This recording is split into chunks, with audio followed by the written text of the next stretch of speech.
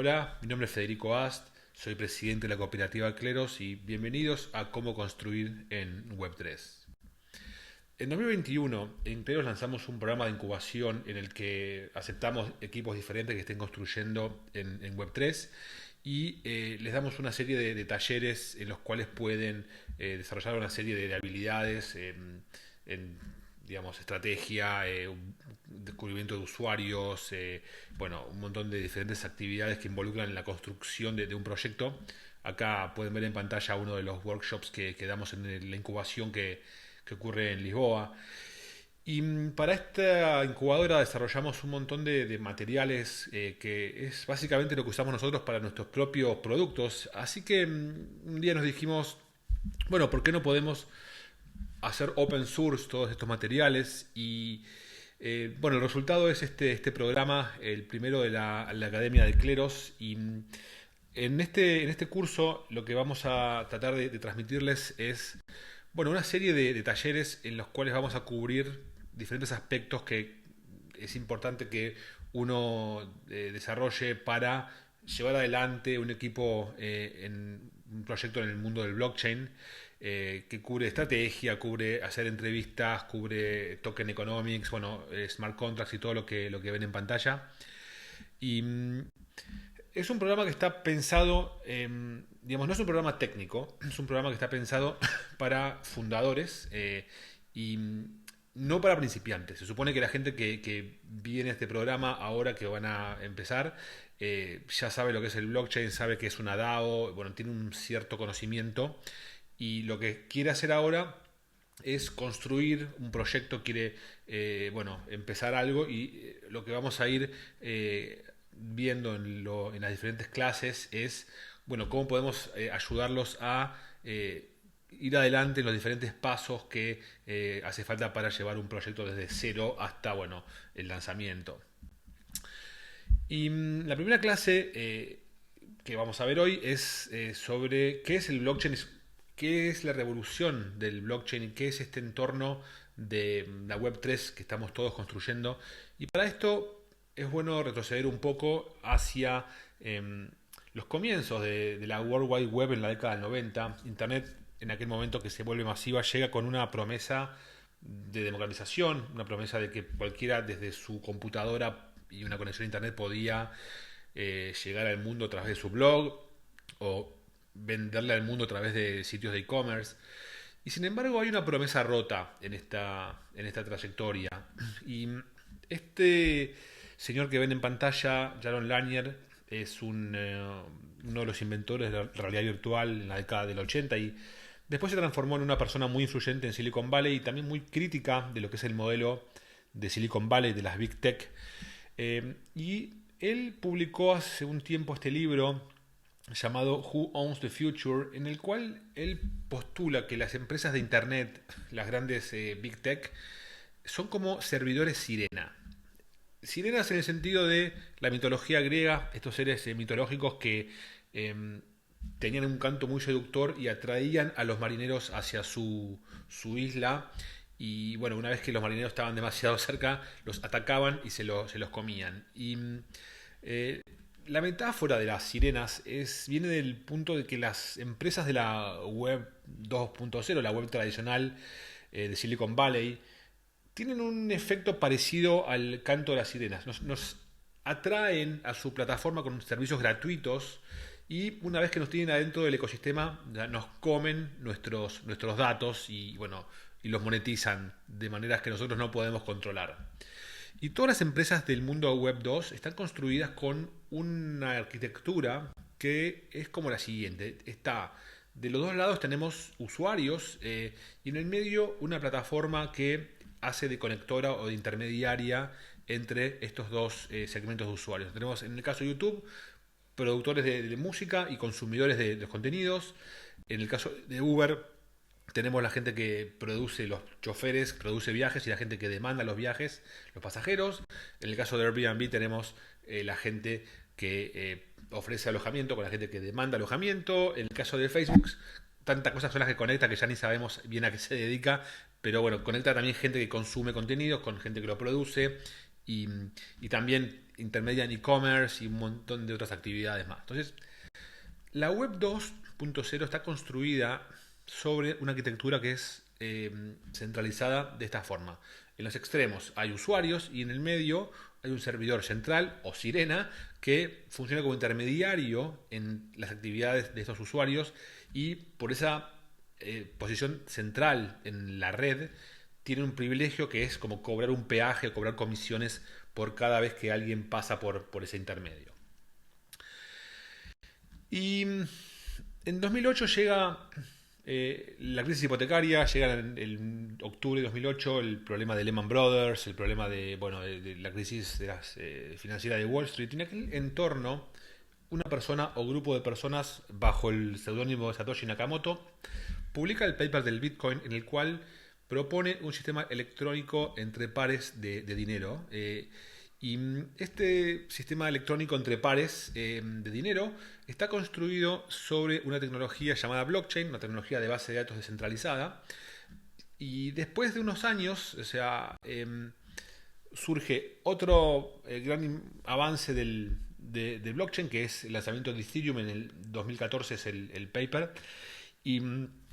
el blockchain de Ethereum tiene muchas características parecidas a el Bitcoin, pero la diferencia es que tiene un lenguaje de programación más sofisticado, un lenguaje que permite, como saben, el desarrollo de smart contracts. Y estos smart contracts pueden tener diferentes lógicas de negocio que permiten crear aplicaciones descentralizadas y todo eso. Entonces, para empezar a entender un poco el entorno económico y de negocio en el cual todo esto se desarrolla, podemos mencionar brevemente la tesis de inversión de un fondo muy conocido llamado Placeholder, que se titula Estándares abiertos y ciclos de mercado y retornos de inversión. Esta tesis está escrita por los dos partners de este fondo, que son Chris Burniske y Joel Monegro, y acá ellos lo que tienen es una hipótesis en la cual ven el desarrollo del blockchain y la Web3 como una etapa de un proceso más largo de desarrollo de estándares abiertos, que empieza, al menos en el siglo XX, con la disrupción de la empresa IBM, ¿no? IBM, durante la década del 50, 60 y 70, era un monopolio casi en la producción de computadoras mainframe, esas máquinas enormes, y después con el invento del microprocesador y el aumento del poder de cómputo, empiezan a surgir las computadoras personales, y es como que abre el estándar de lo que había sido monopolio de IBM. Y después llega otro ciclo de desarrollo de negocio, que es la era del software propietario, que está encarnada por Microsoft, que lo que hace es toma estas computadoras personales y les pone un software y cobra por ese servicio de software. Y Microsoft se transforma en un monopolio mundial del software, hasta que después llega otro movimiento, que es el open source, que rompe el monopolio de Microsoft, pero genera otra situación en la cual surgen otras empresas que en lo que basan su poderío y su dominancia es en el monopolio de los datos de los usuarios, ¿sí? Los datos en los cuales se refería Jaron Lanier, y estos son Google, Facebook y todas esas plataformas de internet en las que pasamos tanto tiempo. Y según esta tesis, el mundo cripto es como la disrupción de estos monopolios de datos que están encarnados en Google, Facebook y las empresas grandes. Es el open source que llega a romper este mundo monopólico de los datos.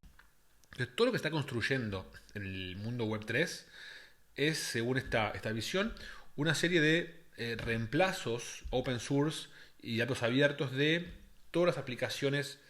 tradicionales que se habían construido en la era de la Web 2 y que,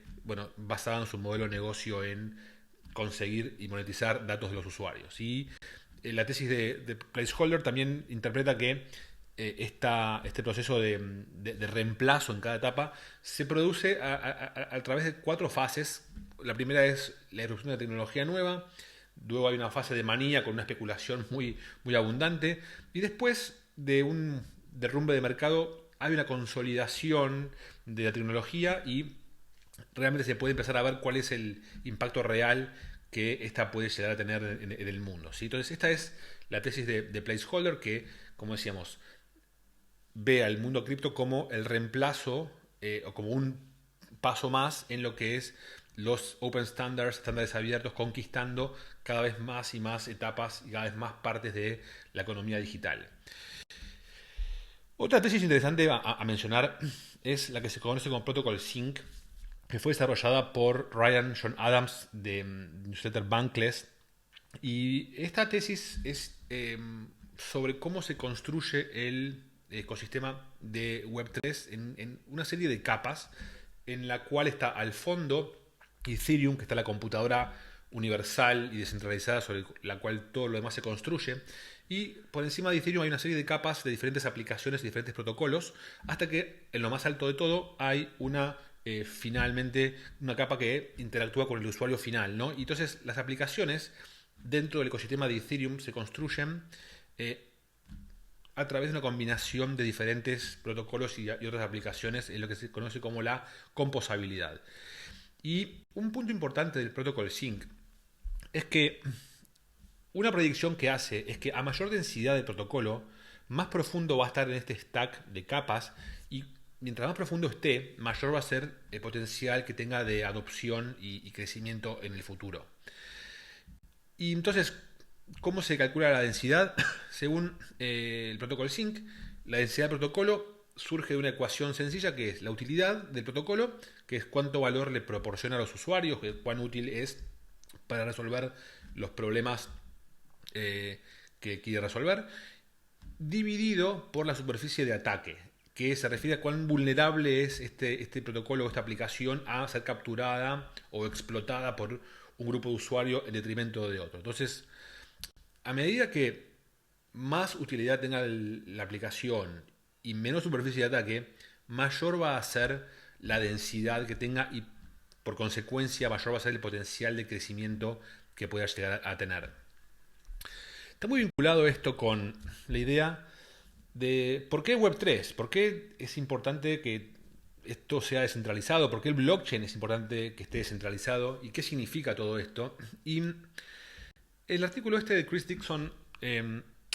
lo que plantea es que en el mundo de la Web 2 se observa un comportamiento frecuente entre las plataformas y los usuarios, que se caracteriza por una curva en forma de S. Entonces, primero, al comienzo de una plataforma como Facebook o Twitter o Google o cualquiera plataforma de las servidores sirenas que vimos, primero hay una necesidad o una voluntad de los fundadores de atraer usuarios a su ecosistema, y una vez que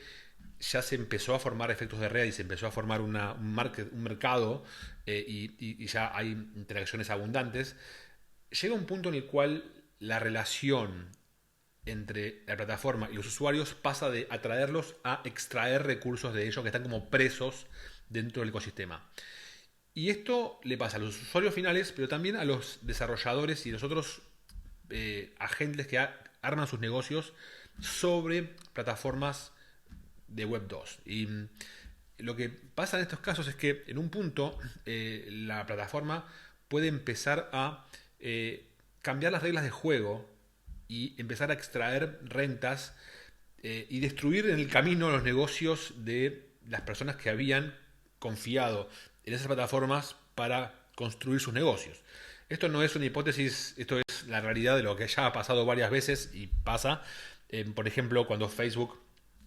cambió las reglas de su plataforma y perjudicó a Zynga, y cuando Twitter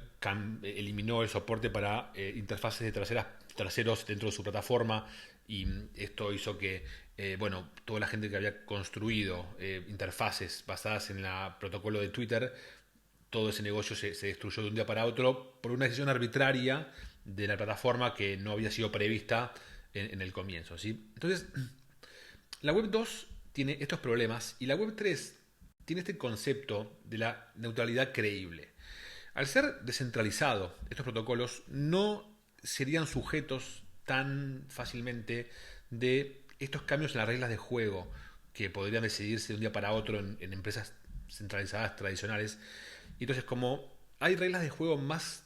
creíbles y más estables, entonces esto incentiva a los desarrolladores a preferir desarrollar sus negocios sobre plataformas de Web 3 que sobre sus equivalentes de Web 2. Y por eso justamente el protocolo Sync predice que a medida que más densidad haya protocolo, o sea, menos superficie de ataque en este sentido, va a ser mayor la posibilidad de crecimiento del protocolo. Entonces, en algún punto es como una especie de, digamos, transición de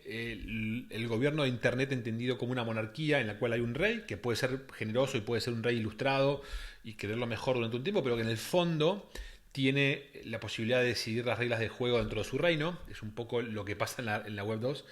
Y tenemos de otro lado la idea de la Web 3 como una especie de república, en la cual los cambios de las decisiones en las cuales funcionan estas plataformas o estos protocolos va a tener que ser decidido por los usuarios con un sistema de votación, un sistema de governance específico, y eso va a impedir supuestamente que haya capturas o cambios de reglas de juego como sí ocurre, como vimos en el tema de la Web 2. ¿Sí? Entonces, lo que esperamos es que en el futuro, a medida que avance la Web 3 y cada vez más protocolos sean construidos sobre comunidades descentralizadas, vamos a empezar a observar que la curva esta en forma de S ya no se cumple. ¿Por qué? Porque los usuarios mismos de los protocolos son aquellos que son además los dueños de los protocolos a través de los tokens. Entonces ellos no van a querer que haya una curva en forma de S para no extraerse recursos de ellos mismos. Entonces esto, si todo va como prevemos, debería terminar con protocolos o con aplicaciones que sean mínimamente extractivas, que únicamente extraigan el valor necesario para funcionar, pero que no extraigan las rentas que terminan extrayendo las empresas de la Web 2. Y el último concepto importante es que estas nuevas criptoredes son de alguna forma una versión renovada de lo que fueron las cooperativas tradicionalmente. Son como empresas, si quieren, sociales en las cuales la gente se une por un interés social que tiene para el funcionamiento de estos protocolos. Y bueno, hay un montón de temas de governance, de cómo se maneja la cooperativa, cómo se vota, cómo se eligen a los representantes. Y hay un montón de preguntas del mundo de criptoredes que vienen también de la época de las cooperativas y que no están tan presentes en lo que es la Web 2. Entonces, esto fue un pequeño recorrido inicial para meternos en el mundo de la Web 3 y ver un panorama en el cual nos explica cómo funciona todo esto y de qué va. Entonces, en el material adicional del curso, acá en los comentarios van a poder ver mucho más links y con textos para leer. Les recomiendo que echen un vistazo a eso, que lean los textos para tener bien fresco en su cabeza el funcionamiento de la Web 3 y por qué es importante entender que es diferente de la Web 2. Y una vez hecho todo esto, ya en la próxima clase nos vamos a meter ya de lleno a desarrollar la estrategia para tu proyecto. Nos vemos la próxima.